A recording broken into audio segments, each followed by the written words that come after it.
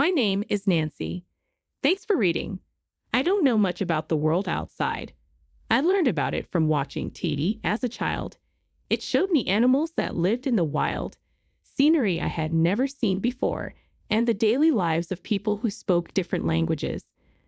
I was brave enough to study abroad while I was in college because I wanted to get a closer look at this strange world. That's where I found the unknown world I was looking for. People's lives were going well, even though they spoke a different language. There were many animals and beautiful scenery to see. I want other people to feel this wonder too, so I thought I had a job at a tour agency. I was in charge of planning tours for the group I worked for. I was able to handle everything from site checks to negotiations thanks to what I learned while studying abroad. Even though my life was very busy, and forget about my personal life.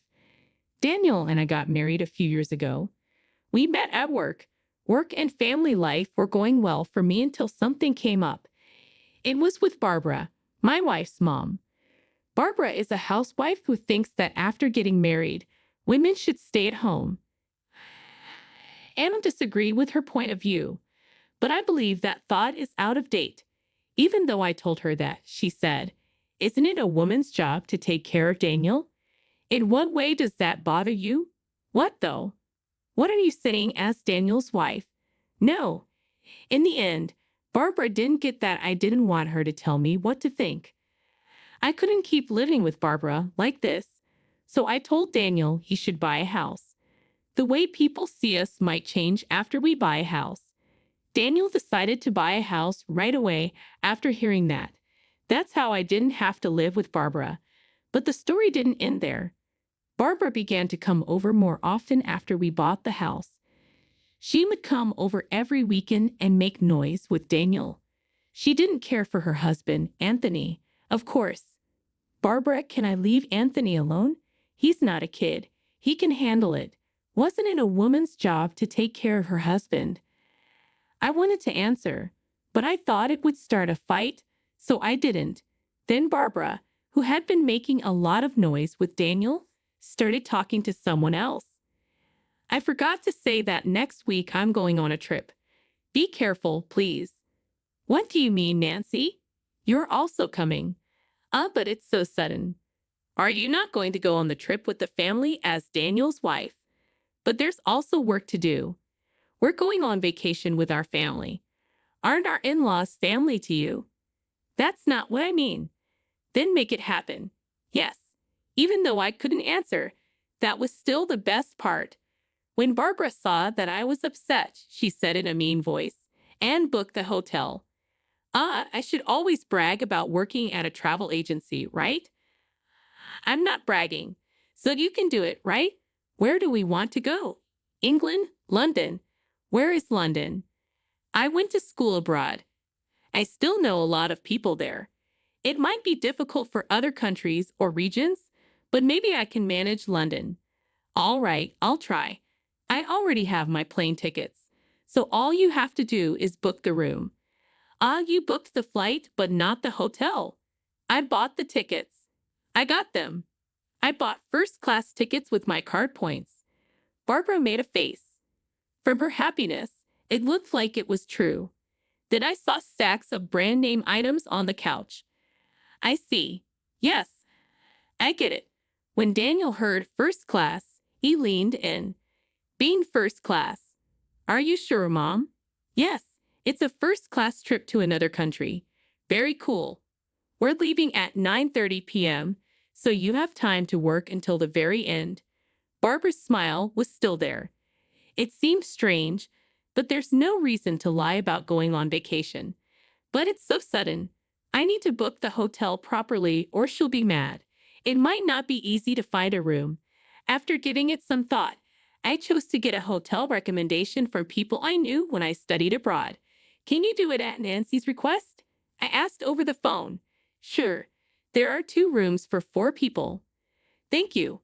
With that, I was able to book the room. Then I forgot to take the day off for the trip because I had to go so quickly. That's why I worked. Barb told me to meet her at the airport at 6 p.m., so I should be able to make it if I finish work soon. That's what I thought when Barbara called all of a sudden. Hello, Barbara. Nancy, are you done with work? I'm just leaving the office now, so I'll be at the airport after 6 o'clock p.m. Oh, that's too bad, huh? Well, we're actually leaving at 6 o'clock p.m. Oh, no way. I ran back to my desk quickly. I used my computer to look up the trip times. Come on, London. That flight I heard about at 9:30 p.m., I found it, but there was also one that left after 6 o'clock p.m. Could it be this flight after 6 p.m.? Yes. So the family is going without you.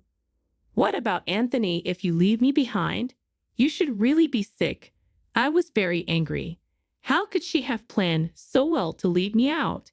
Not forgivable. Barbara would benefit from seeing how angry I am, though. Even though it meant putting on a brave face, I had to hide how I felt. Barb, I clenched my teeth and told her, I booked the hotel, so Daniel knows the name of the hotel. Now there's nothing you can do. Barb laughed on the other end of the line. I was angry, so I told them, go without me. I like that better. Our family doesn't need a wife like you. Not useful. How do you mean? Do you not know? Because of work, you don't do your chores. Daniel is not happy.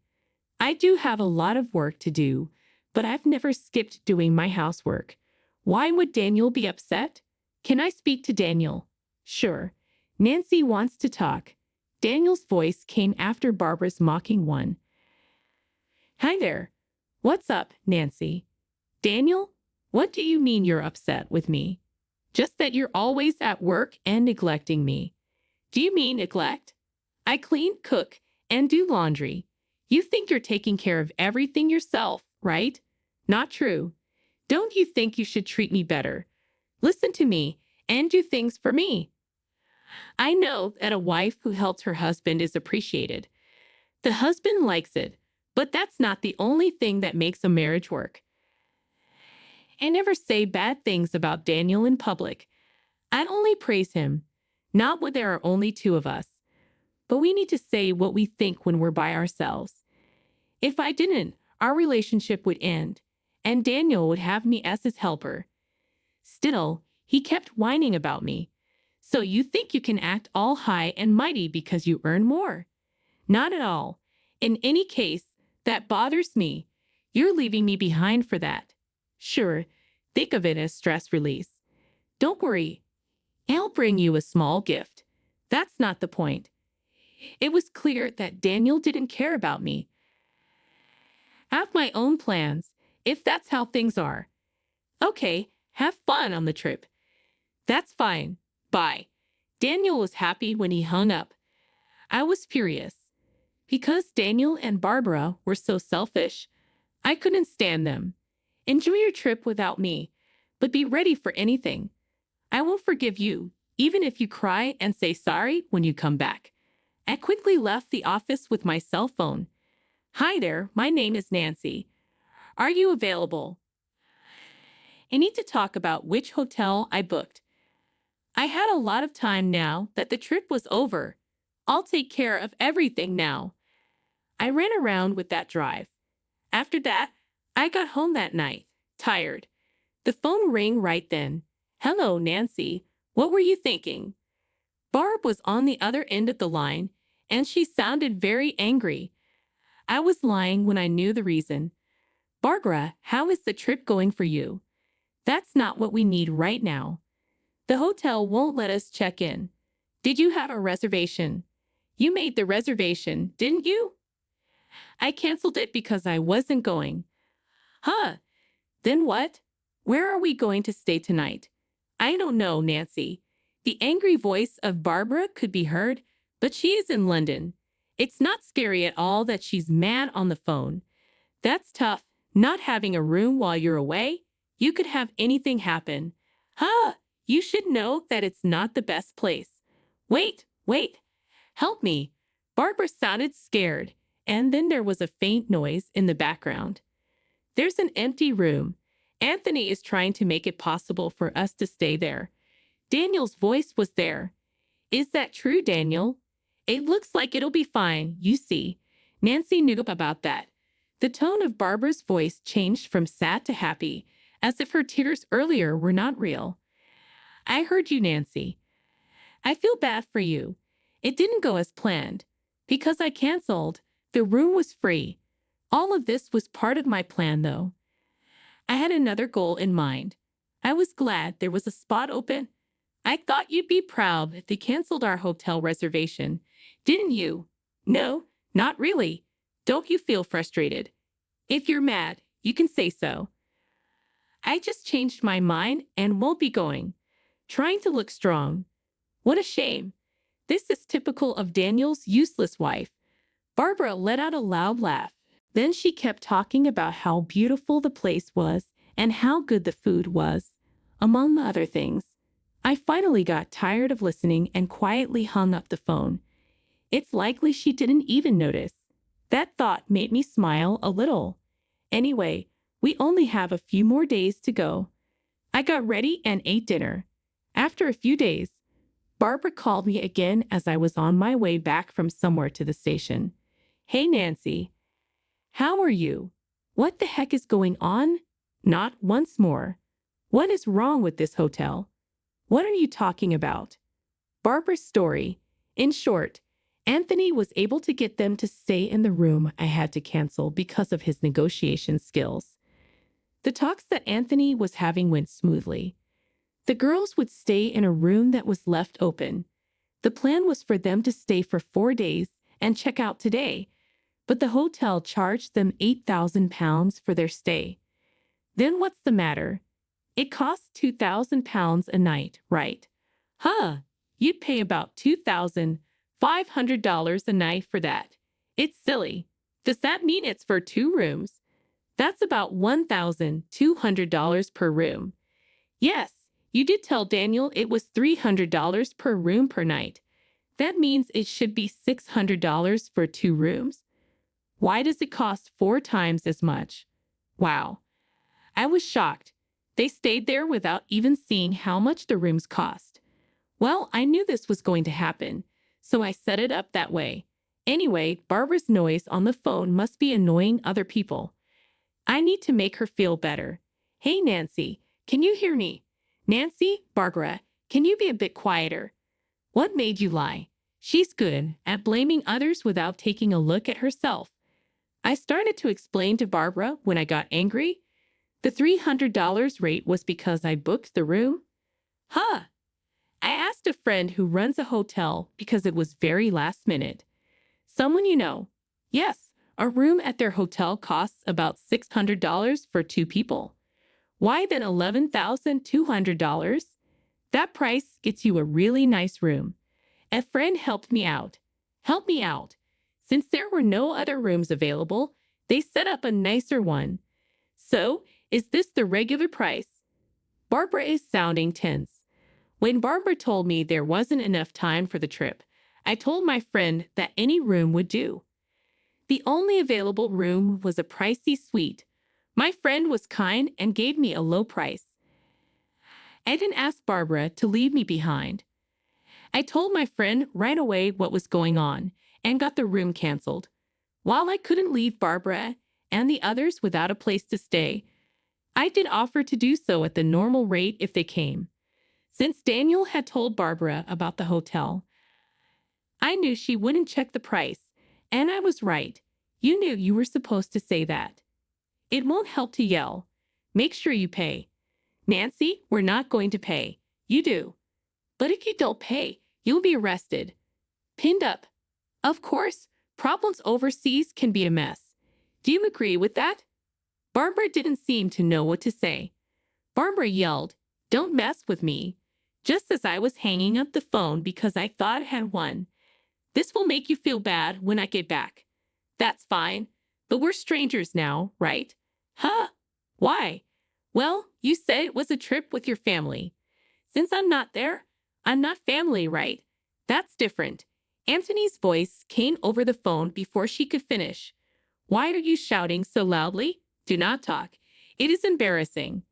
Anthony, I took advantage of the chance and called out to him. He saw it and replied, "Nancy, are you all right? How is your cold?" "I never had a cold in the first place." "What? Give it to me." Anthony took Barbara's phone. It looked like. His voice got stronger.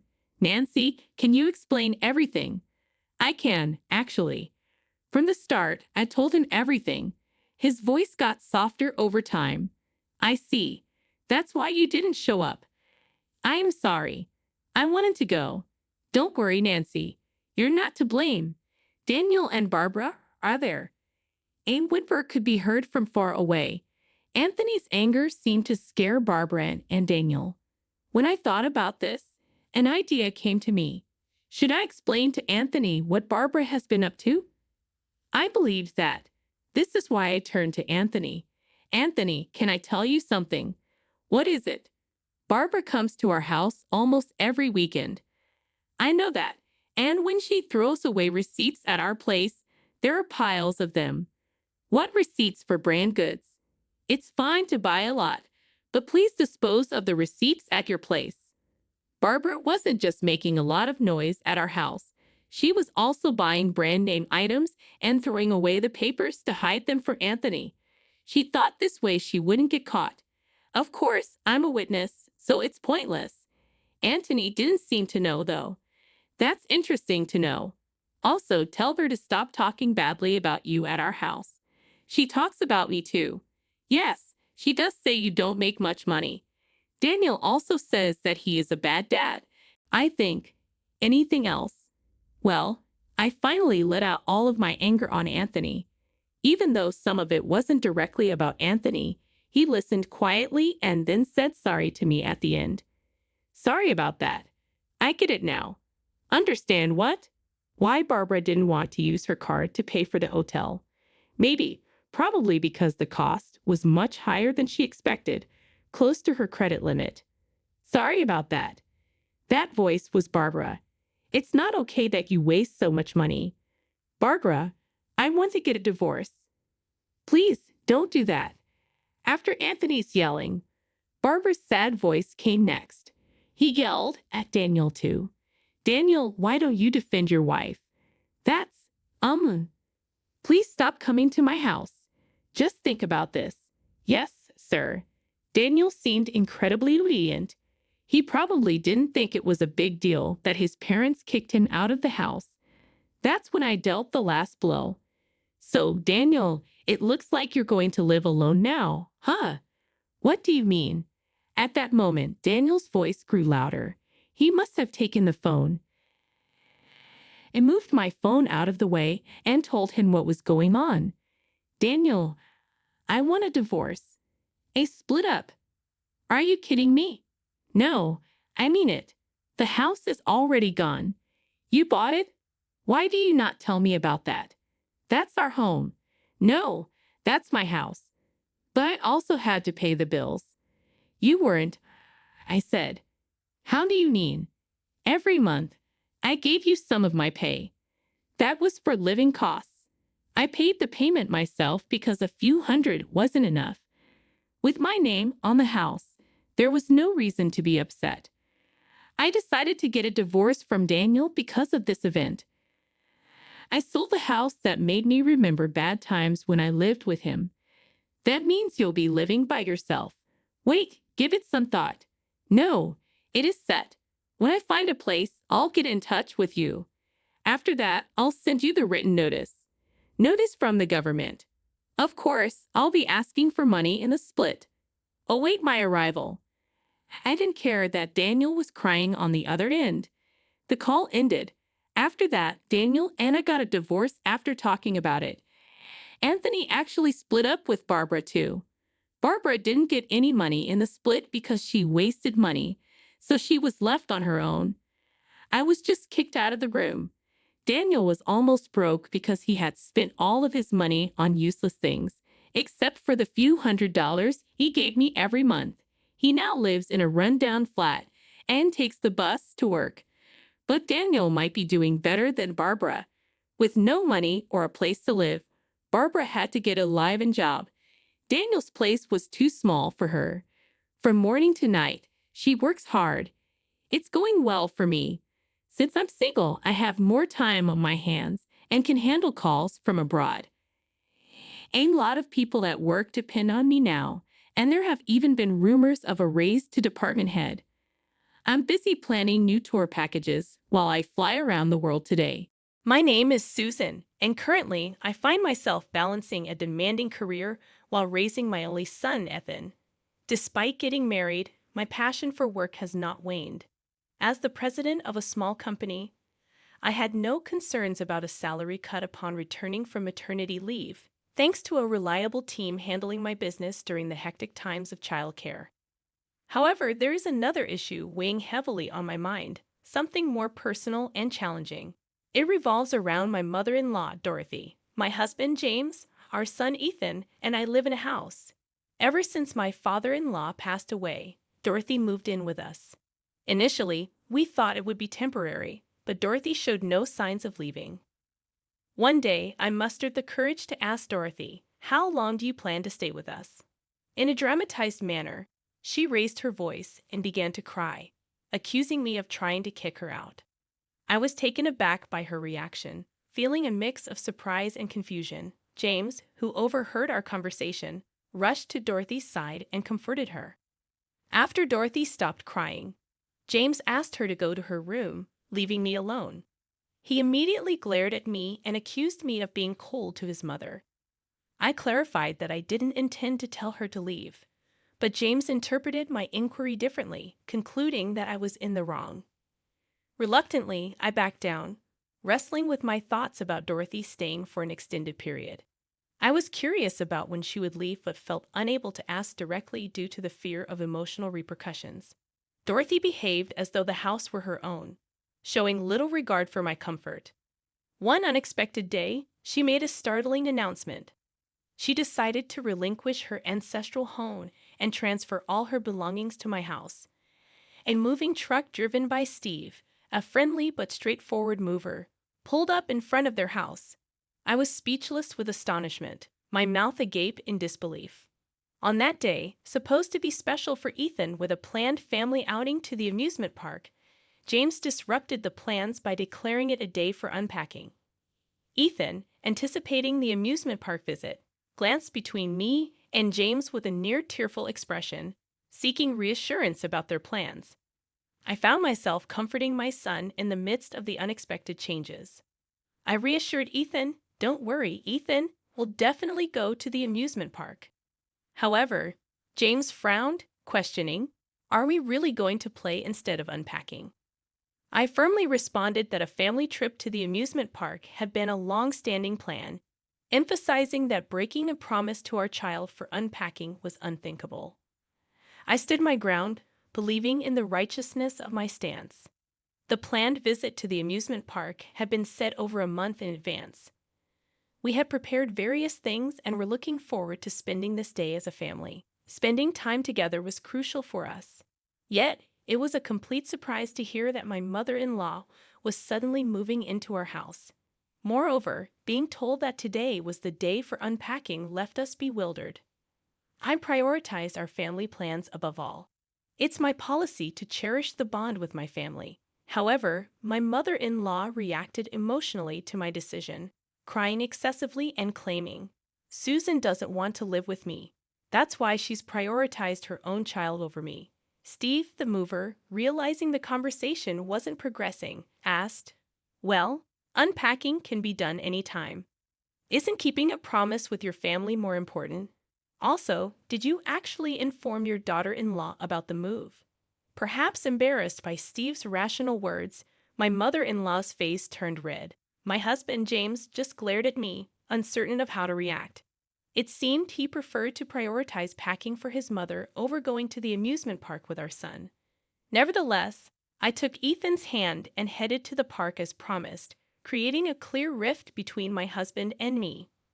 One day, my mother-in-law casually broached the subject. "Hey, Susan, could you possibly stay home this upcoming weekend?" Seemingly oblivious to any plans I might have already made, a surge of irritation welled up inside me. Yet I strived to maintain composure in my response. "Why do you ask?" I inquired, striving to mask my annoyance with a tone of neutrality. She expressed her desire to spend quality time with Ethan, claiming that I was always around him, making it unfair for her. It was apparent she had eavesdropped on my earlier conversation about a mall outing plan with Ethan for the next weekend.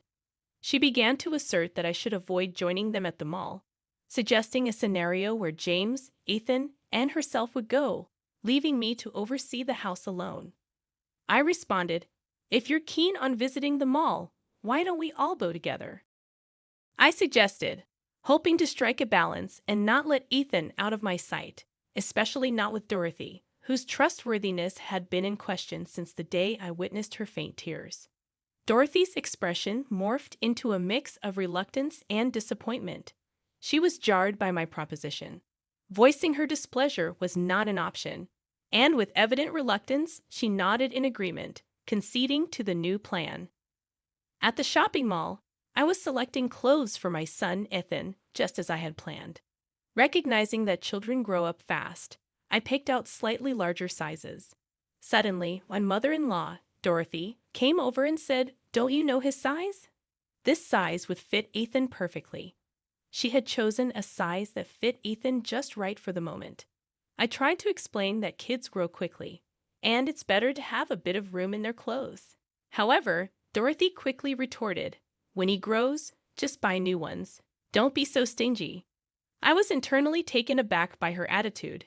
Continuously buying perfectly fitting clothes would be a waste of money, and our family budget couldn't afford such frequent purchases. I resisted.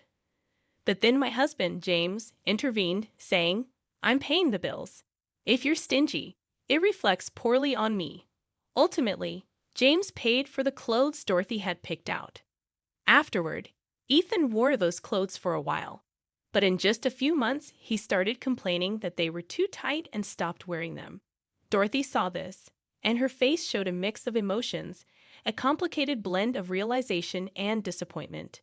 Deciding to sort out the unnecessary clothes overflowing in our home, many of which were no longer in use, I chose to give them to a mother friend of mine whom I got close to at the daycare center attached to our company. She was delighted to receive them, and seeing her joy warmed my heart. However, my use of this daycare center seemed to be something my mother-in-law couldn't come to terms with. She didn't try to hide her critical attitude towards me, challenging me with a stern tone. "Why would you leave Ethan with someone else when I'm right here at home and working while having a child? That's detrimental to his upbringing." Her words pierced deeply into my heart, but I felt the need to firmly state my position. "Actually, I need to work too, or our finances wouldn't make ends meet," I replied. Yet, with a firm resolve, my mother-in-law further criticized me, saying, "Just how much do you think your earnings amount to? I'm sure James brings home much more than you, so you wouldn't need to work for us to live comfortably. You must be incompetent at your job," she accused. Her words deeply scarred me, and at that moment, I wondered if James had ever mentioned to her that I was the president of our company. Frustrated with this realization, I felt the need to find a new way to navigate this complex relationship with my mother-in-law. "I actually earn more than James, mother-in-law," I said, my voice laced with a mix of confidence and a hint of sarcasm. Little did I know this remark was about to ignite a fiery response from Dorothy, my mother-in-law. "How dare you speak like that, daughter-in-law?" Dorothy raised her voice, a blend of shock and anger seeping through her words. "To openly undermine your husband is unforgivable. Not only does she barely manage to care for our child, but she also has James assist with the household chores. And now she boasts about earning more than her husband. Can't she even show the slightest respect for him? James wouldn't struggle a bit without you around." Dorothy's voice grew louder, filling the room with her indignation. Hearing the commotion, James entered the room, a look of concern etched on his face. "What's going on?" he asked, sensing his son's presence as a form of support. Dorothy continued with even more vigor. "Tell me, James, you don't meet Susan, do you? If it were just you, me, and Ethan, we could live happily. This woman's presence only makes our lives more constrained, doesn't it?" James, slightly taken aback, responded hesitantly. Ah well. His lackluster replies seemed to fuel Dorothy's resolve. Then let's go for a divorce, she exclaimed, retrieving a divorce form from the shelf.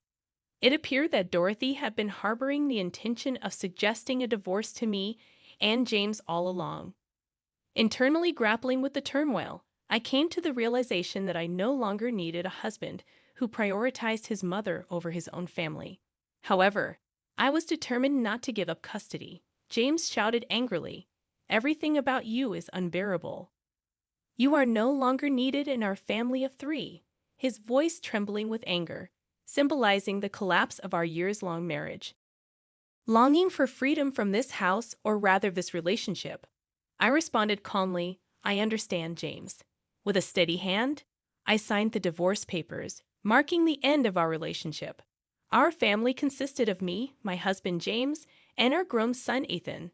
However, ever since my mother-in-law Dorothy moved in, the tension in our home had been escalating. Disregarding our plans, Dorothy forced me to help her unpack her belongings, ruining Ethan and my eagerly awaited trip to the amusement park.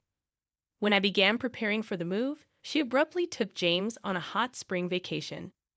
Ethan had been invited, but having witnessed her mistreatment towards me, he declined, preferring to stay with me. He was still upset about how Dorothy nearly canceled our amusement park plans. Respecting Ethan's decision, James and Dorothy left for their trip, leaving us behind. During their absence, I packed only mine and Ethan's belongings and had them transported by the mover Steve. In my decisive letter, I informed James that he would be responsible for the $4,000 monthly rent for this house henceforth. I also mentioned hiring a lawyer for the custody battle and property division. Leaving the letter on the table, Ethan and I stepped into our new life. Upon their return from the week-long hot spring vacation, James and Dorothy contacted me immediately over the phone. James exclaimed, "Susan, did you really take Ethan with you? Mom is upset. Shouldn't I have custody?" His voice was a mix of anger and surprise. Realizing he hadn't read the letter I left, I asked James gently, "Could you please read the letter I left on the living room table?" The living room, a space she had designed with great care, radiated warmth. He harbored serious concerns about the content of the letter. If it's that letter, Mom said she'd check it first. And she's already read it?" James responded, a bit bewildered, often taking his mother, Dorothy's word for everything. I explained the contents of the letter. "It says that you will be responsible for the $4,000 monthly rent of this house going forward. It also states that I won't give up custody of Ethan. And regarding the division of property, I'll contact you after hiring a lawyer." $4,000, James exclaimed in shock, standing frozen. He was aware of the rental status of their home, but had not grasped the actual amount. His cavalier attitude towards financial management had always been a source of stress for me. This house was a rental costing about $4,000 monthly, which I had initially opposed living in. However, James had been adamant about this house, throwing a fit in an unbelievable manner, and I eventually gave in, with him pushing the responsibility of paying the rent entirely onto me. I found myself shouldering the burden of paying the monthly rent, which amounted to approximately $4,000, while James was expected to handle other living expenses. However, James had a habit of spending money without planning, often leaving me to cover the bills. This lack of financial responsibility extended to his mother, Dorothy, who frequently miscalculated her expenses and would call me over at the checkout when she realized she didn't have enough money. I was deeply disappointed with their inability to manage money. James would spend on his hobbies and desires before prioritizing living expenses, leaving me exhausted from his financial oversights. I had contributed my entire salary to the household for a long time, leaving me with very little for myself and making life extremely challenging. Recently, the burden intensified with increased expenses for Dorothy's food and allowance. The prospect of divorce meant shedding the hefty $4,000 monthly rent. Fortunately, the house was in James's name, sparing me from future responsibilities toward him and Dorothy. However, when I asked James to continue paying, he exclaimed, "Why should I pay? I don't live there anymore, and were divorced. Dorothy even told me to leave the house, so I have no obligation to pay rent. In desperation, James pleaded for my help, but Dorothy intervened, confidently declaring, "Even without you, we can manage the rent. The amount you paid is nothing for James." I was flabbergasted, knowing that James, with a net income of around $2,000 and hardly any savings, could not afford the rent. Dorothy seemed under the impression that James was still financially well off, leading her to mistakenly believe in his abundance. Realizing the impracticality of their situation, I urged them to consider canceling the lease and discussing it with the real estate agent. Dorothy snapped back, dismissing my concerns. Frustrated, I hung up the phone, contemplating how James and Dorothy could provide a stable environment for raising a child. Ethan and I had recently moved into an apartment in a convenient neighborhood close to my workplace, creating a comfortable living environment. About a month after my divorce, James and Dorothy unexpectedly showed up at my workplace, causing a scene at the company's entrance and demanding to see the boss, which was me. I, who was out for lunch with Ethan at a family restaurant, was taken aback when I returned with him, only to find Dorothy and James causing a commotion at the reception. The child care center inside the company allowed me to have Ethan close even at work. The sudden appearance of James and Dorothy left me bewildered, especially since I had been waiting for a response to a meeting arranged by their lawyers. Dorothy, with tears that seemed more manipulative than genuine, pleaded with me, "Susan, can't you just come back home? I understand you are the one providing financially, but enough with this soul killing. It's time to put an end to this." It was clear that Dorothy believed her tearful act would work on anyone besides her son. She was intent on painting me as the villain in this situation. In response to Dorothy's pleas, James chimed in, "Hiring a lawyer? What were you thinking?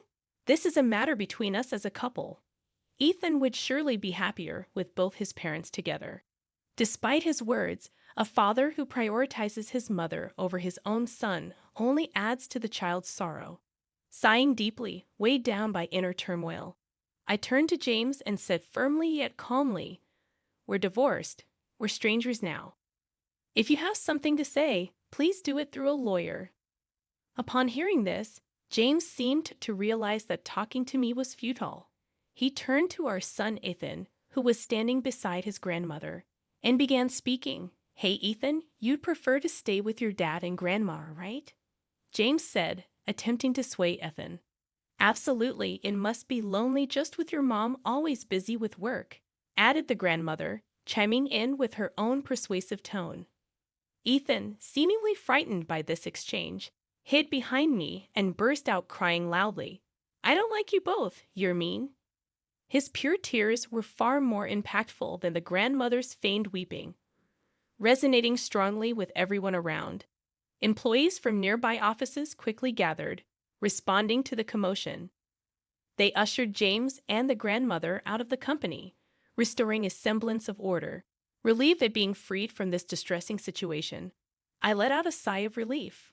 Later, through my lawyer, I warned them that if they ever showed up unannounced at my office or followed me and Ethan, I would consult the police. This warning seemed to calm them down.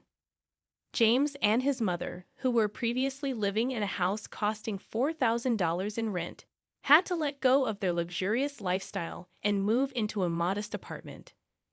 But the real tragedy for James was just beginning. He had been boasting to his colleagues about living in a lavish house, and now, terrified of them discovering his downgrade to a humble apartment, he quit his job without consulting his mother. This abrupt decision infuriated his mother. Eventually, they both had to start working out of necessity. Despite their new jobs, they spent their days blaming each other for losing Ethan, engaging in bitter arguments, and struggling to pay child support while trying to make ends meet. It was a challenging situation for them. As for me, I've been doing well in my job, and despite the absence of a father, Ethan has grown into a sturdy and reliable young man. In my heart, I always believed that even without such an unreliable father figure, I was capable of raising this child admirably.